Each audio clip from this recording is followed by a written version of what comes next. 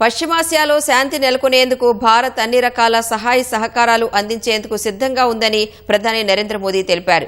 యుఏఈపై Iran జరిపిన దాడులను తీవ్రంగా ఖండించారు. ప్రధాని మోదీ యుఏఈ పర్యటన సందర్భంగా ఇరు దేశాల మధ్య ఎల్పీజీ సరఫరా, వ్యూహాత్మక పెట్రోలియం నిల్వల రంగాల్లో సహకారంతో పాటు పలు ఒప్పందాలు జరిగాయి.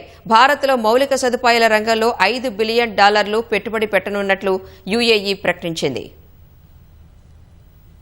పశ్చిమాసియాలో ఉద్రిక్తతలు కొనసాగుతున్న వేళ ప్రధాని నరేంద్ర మోదీ 5 దేశాల పర్యటనను యుఏఈ నుంచి మొదలుపెట్టారు. కేవలం కొన్ని గంటల పాటు జరిగిన ఈ పర్యటనలో భారత ఇంధన భద్రతను పటిష్టం చేసే దిశగా యుఏఈతో కీలక ఒప్పందాలు చేసుకున్నారు.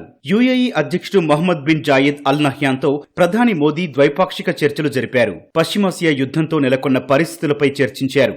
యుఏఈలో నివసిస్తున్న 45 లక్షల మంది భారతీయుల భద్రతపై చర్చలు జరిపారు. యుఏఈపై ఇరాన్ జరిపిన దాడులను ప్రధాని తీవ్రంగా ఖండించారు. ఎల్పీజీ సరఫరా, వ్యూహాత్మక పెట్రోలియం నిల్వలపై భారత్, యుఏఈలు కీలక ఒప్పందాలు చేసుకున్నాయి. ప్రపంచవ్యాప్తంగా ఇంధన సంక్షోభం నెలకొన్న తరుణంలో భారత్ కు యుఏఈ అత్యంత విశ్వసనీయమైన ఇంధన భాగస్వామిగా నిలుస్తుందని ఈ ఒప్పందాలు స్పష్టం చేస్తున్నాయి.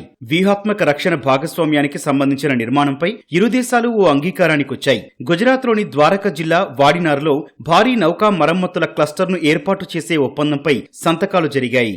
భారత మౌలిక సదుపాయాల రంగంతో పాటు ఆర్బీఎల్ బ్యాంక్, సమ్మాన్ క్యాపిటల్లో దాదాపు 40,000 కోట్ల రూపాయల పెట్టుబడులు పెట్టనున్నట్లు యుఏఈ ప్రకటించింది.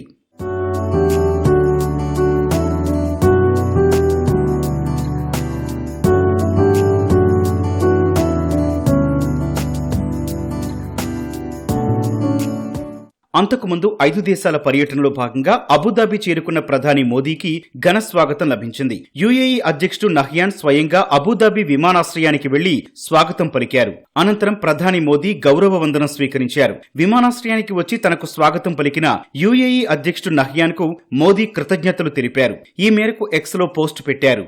యుఏఈ పర్యటన తర్వాత ప్రధాని మోదీ ఐరోపా బయలుదేరారు. నెదర్లాండ్స్, స్వీడన్, నార్వే, ఇటలీలో మోదీ పర్యటించనున్నారు.